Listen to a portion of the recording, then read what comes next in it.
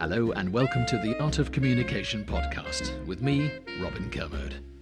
For more information on my online public speaking masterclass, visit robinkermode.com. Hello, this is Sian Hansen and welcome to the Art of Communication podcast, creating chemistry on the first date. I'm here with Robin Kermode. Hello. Do you remember your first date? Do you know, I can't actually remember my first date.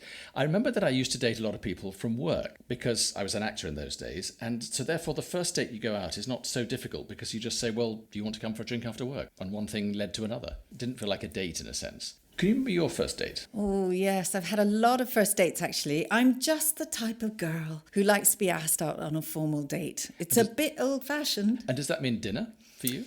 Yeah. Usually it's a formal date and it's, would you like to go out? You set a time, pick me up, take me home. It's all very old-fashioned now. And was that when people used to turn up with a rose? No roses. But listen, I think it's all different now. Younger friends of mine, they talk about having met people at their yoga class or some workout club, maybe even church. Okay, so if you want to be an amateur dramatics, that's where you go to meet those kind of people, I suppose. That's where you go. But a lot of this is on apps now. So what do you think about that? What do you think about getting a first date, having met somebody via an app? Well, the difficulties, of course, with an app is that if you've been texting backwards and forwards, you don't have the human connection, so you can't read the body language. So it's very difficult to know what somebody's really like from a text until you know them. You don't know whether somebody's being actually sarcastic or just being funny. When you know them well enough, you know what their texts are. But if you've only seen the text and then they turn up to the restaurant or the date, you're going to have to make some very quick body language decisions about what this person's like. So if we can help ourselves to understand what the chemistry might be, then that's very helpful. I can see that. And let's remember, other than texting, there's like a million different ways that people get in contact with each other now, one-to-one. It can be WhatsApp, DMs, or... You might have chatted to them in person. Yeah, you might have FaceTimed. You might have seen them. But still, you're right. It's all about creating that chemistry. Now, let's set some ground rules. This podcast is about advice, top tips. Well, we're not giving advice. We're not setting ourselves up as gurus telling you who to date. But I think we can give some observations about how to create the chemistry on the first date to put your date at their ease. Because you want it to be fun. Actually, for me, the anticipation of the date is sometimes even better than a date itself. Do you know what I mean? That implies the date doesn't go very well. And is there a difference when it's different ages? When you're a teenager or when you're dating in your 60s, or does it matter? I'm not sure that there's much difference. There might be a difference if you're very young and you're not looking for a lifelong partner. Right. You're just looking for some fun. And maybe that's different. Yeah. But once you're at a stage where you're looking to meet somebody for a date that might turn into a meaningful relationship, then I don't think it's very much different. Got it. And if you gave us some of your observations about a first date, how would you set one up? I mean, what would be the venue? Is it dinner straight away, or is it a drink, or is it a visit to a museum? What do you think? Well, the trouble, of course, with a restaurant or a meal is that you're stuck there. So if you decide over the starter, or even as you're ordering the meal, that you don't really like the person that you've been set up with, this would apply particularly into blind dates, you are stuck there and you have to carry on the rest of the meal rather formally. But there's no escape. So I think having something else to do is great, something else to talk about. So if you go to an art gallery or even a walk in the park, and you can see other people, you can see other things, trees, you can talk about other things, and that's helpful, I think. And I suppose it gives you a chance to find some shared interests in a more relaxed fashion, rather than a kind of quick fire Q&A with each other. And also, of course, if you're sitting in a restaurant, you tend to be seated opposite each other, which tends to turn it into an interview situation. Oh, right. Okay. So although it's not an interview, it feels a bit like an interview because you think, what's the right answer to this question? I'm going to try. You want to make a good impression, so you end up giving what you think is the right answer. And sometimes we don't come across as natural if we do that. So let's say you've set up a drink in a bar. How do you make your best first impression before you've said anything? Okay, so I've been in this situation. So you're the man and you think, well, there's a bar stool, so I'm going to sit on the bar stool. So you try to look casual sitting on the bar stool, not too keen. So of course, whilst you're waiting for your date to arrive, you have to do something. So you either look at your watch, but you can't do that because you look too desperate. So you start looking through the menu, maybe looking through the cocktail menu or something like that. You look at it about 5 or 6 times, right? And you put it down and your date hasn't arrived. You pick it up again, have another look at it. And then the question is, do you sit with both legs on the stool, or do you, as a man, do you sit with one leg on the bar and then one leg dangling onto the floor, so you look more casual, you see? So you have this whole thing going on. This is how desperate it is. Now, the same thing probably would apply to a woman. Is, does she look towards the door to wait your arrival, or does she pretend that actually she's looking at the menu? And it's all a bit of a dance at the beginning, I think, anyway. And would it hold true if it was 2 men meeting each other on a date and 2 women meeting each other on a date? It's the same thing, I imagine. I don't see any difference, really. I don't see any difference. Because you still have one person there and the other person walking in. Yeah. The person walking, of course, is probably more exposed because you see them moving as opposed to somebody who's Okay, anchored so on what the are we chair. doing when we're walking in and you can see the person you're going to have a date with? How should you walk? Well, What should you be looking for in their body language? Well, you want somebody who is relaxed and comfortable in their own skin. Somebody who's confident, but you don't want somebody who is overconfident or cocky if it turns into overconfidence. And you don't want somebody also who appears too nervous, almost like they're looking around checking if they fit in or not. You want somebody who's confident enough to think, I have a right to be here, and they walk in that way. With men, if you're dating a man and a man walks in, if their chin is too high, it's often a signal that they're quite arrogant. Ooh, that's interesting. It could be defensively arrogant, could be they're trying to look strong, but generally speaking, if a man has their chin a little bit lower, and maybe they look down and they catch sight of themselves in the mirror, and maybe they put their hand through their hair to check they look I all have right. seen that so often. With the chin down and a preening of the hair like that, is actually a sign that they want to look nice for you as opposed to they want to show off for you if the chin's too high. And what about a woman? She walks in to the room. What are you looking for in how a woman approaches you from afar? If I was in this position and the woman was walking towards me, I hope that she'd be looking at me, not looking at everybody else around the room. Right. Now, there are people who walk into public places and they need everybody to notice them, and they need everyone to find them attractive as well. So they're doing lots of little flirting with the eyes going on. That would be a bit of a signal for me. I think, this is not necessarily the person I wanted to have a date with. The one thing that I've always noticed in other people on first dates is I think it's really important to be comfortable in the clothes that you're wearing. And sometimes women choose to wear shoes that they've never worn before or they're not comfortable in, and that can look a little awkward. Anything out of your normal comfort zone is going to make you feel a bit dressed up. It's rather like going to a wedding sometimes. You buy a new suit or something and you get all dressed up and you don't feel quite so relaxed until later on in the evening. For a man, if you undo your shirt and you take your tie off, you take the jacket off, and the ladies kick off their shoes, and then suddenly actually on the dance floor everyone's more relaxed. Now, would you give any advice about what to wear on the first date? We've talked a little bit about how you approach each other, but do you have any advice on that? Well, it depends. I suppose if you're coming straight from work, you've got a nice excuse there. You go, I've just come straight from work, this is what I wear, which is probably the most natural one, actually. If it's, on the other hand, a weekend, like a Saturday night date, then obviously you've had all day to prepare and to decide. If you overdress on the first date, you're setting up a precedent that that's how you are all the time. I would say on a first date, just try to be quite natural, because you want to be able to be natural around the person you're meeting. And if you're on best behaviour from the moment you meet them, you think, when can I stop being on best behaviour? Yes. So why don't we start on a first day and say, this is who I am? Right. So you're in the bar and you've now met. How should you greet each other? Do you go straight in for the hug, or do you do what most people would do now, which is the right arm on their left shoulder, and you lean in and you kiss one cheek or both cheeks? That's the most common thing people do. You're unlikely to shake somebody's hand, I think, on a date. That's probably a bit formal. And what if they don't? What if they just say hi and look really stiff? Well, then I suppose the decision you have to make is, do you want to try to put them at their ease? Do you like them enough to try to put them at their ease? And if you want to try to put them at their ease, you're going to say things that make them feel good. So you're going to say, I like that jacket, I like that dress, your hair looks great, or you look like you've had a great day, or you look happy, you look well, these kind of things. Whereas if people are nervous, what you don't want to do is to go straight into an interview situation like, and where do you work, and how long have you worked there, and whatever, because then that becomes very formal. Just stepping back a bit, if you were meeting somebody for a drink, and they're not there yet, and you arrive first, do you order a drink? Would you suggest you down a glass of wine first? Because I've seen that before. It's a Dutch courage. Yeah. Yes. If it's me, I always get a glass of water. And waiters, if they're experienced, tend to just give you a glass of tap water. So what's your opening conversation, do you think? It's really interesting. It's rather like at a job interview. If you have something too prepared, it's going to feel weird. I think the simple thing to do is to talk about how the day has gone so far, because that's the most natural thing to do. So how's your day been so far? It's the easiest thing. Much better than how was your journey, or have you come far, did you find a parking space, that kind of thing, which is, I think, just because you're trying to get a sense of how they are. And from the way they say it, you'll get a fairly clear idea as to whether they're in a good space or not. And so do you talk about them? Do you compliment them? You mentioned that earlier, but do you say to the person you're on the date with, do you say, oh, you look really beautiful? Do you flirt immediately? I think on a date, it would be foolish not to give a compliment because essentially they're looking for affirmation. They're looking for you saying something, behaving in a way that says, I like you and I'd like to spend more time with you. And then, of course, they relax and then the conversation will flow.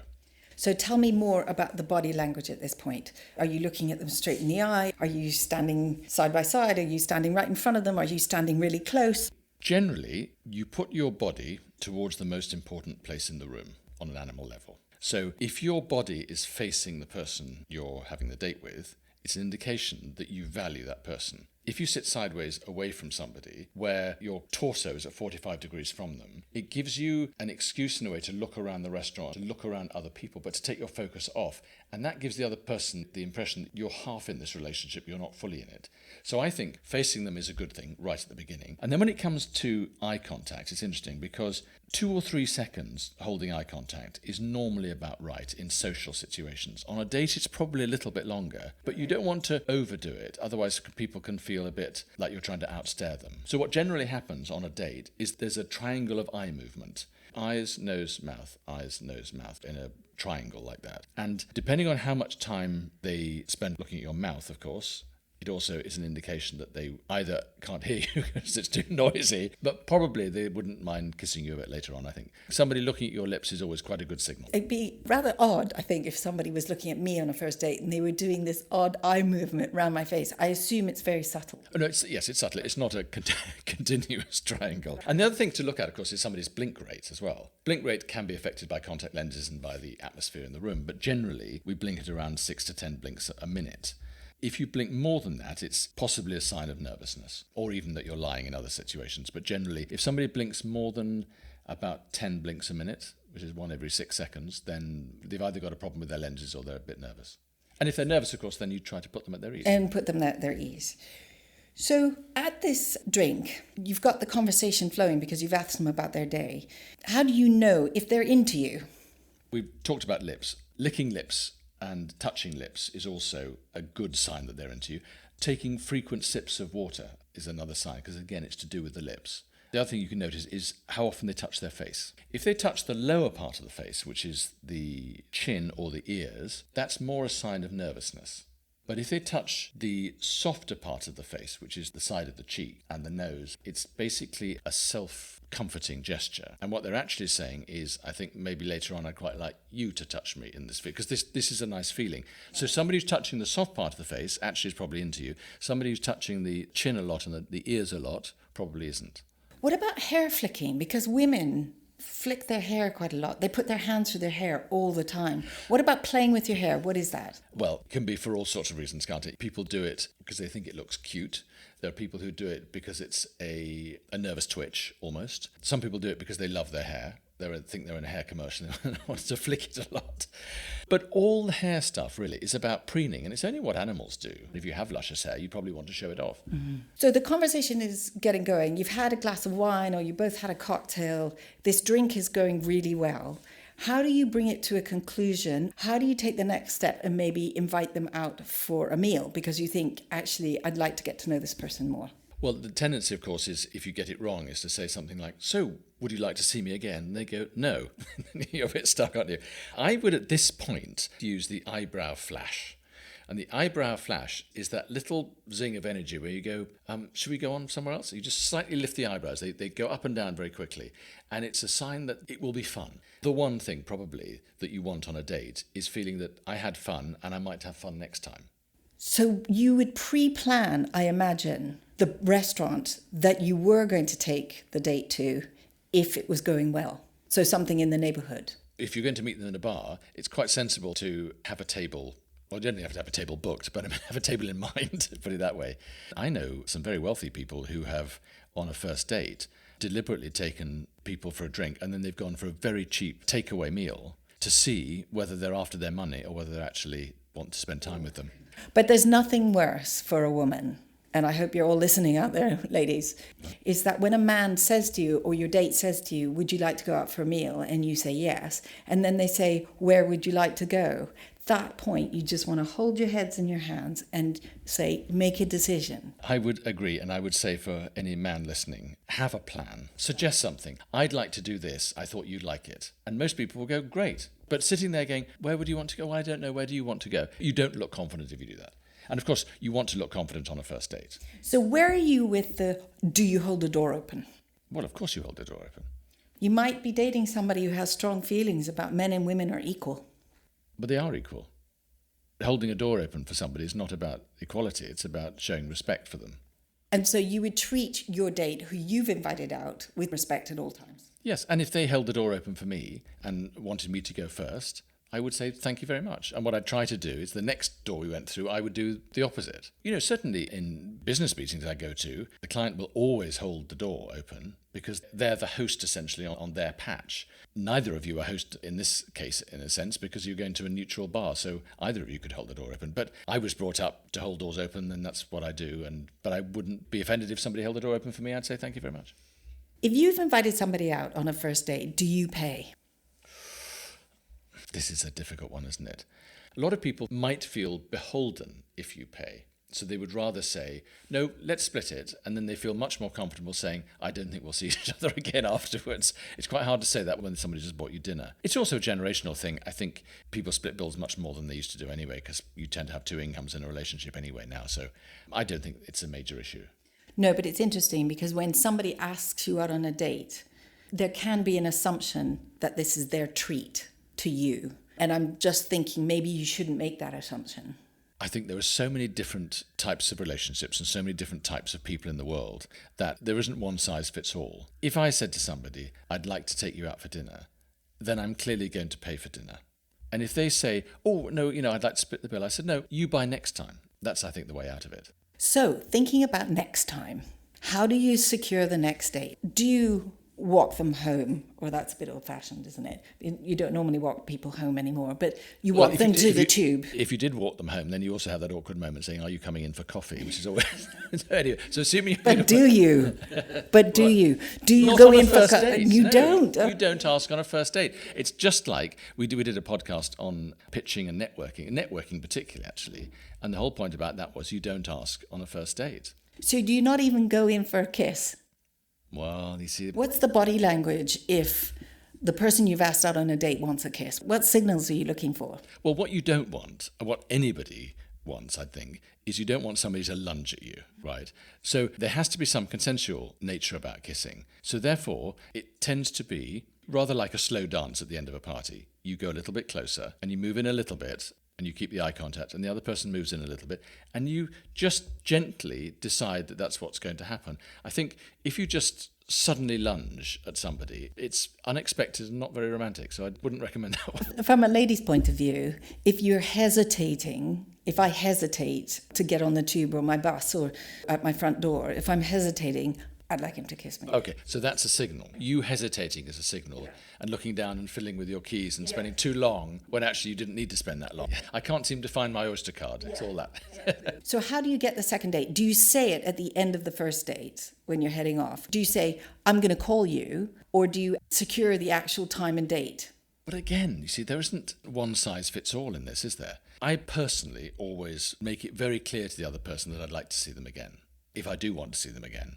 A good trick that I've noticed some people use is during the date, they mention like a movie or an exhibition or a play that they really like and they'd like to see. Yes. And if the other person agrees, then right at the end of the date, you can say something like, do you fancy coming to that play? Because I can try and get tickets or something like that. And then you've got an excuse. That's a very good one. One thing that you can look for as a really good signal during the date, though, as to how well it's going before you ask this big question, shall we see each other again, are the self-comforting things. And I have something that I've always done. If I'm enjoying my food, I sit there and I rub my upper thighs. It's absolutely ludicrous. I don't know why I've done it since I was a child. And if I'm really enjoying my food, I sit there and I rub my upper thighs with my hands.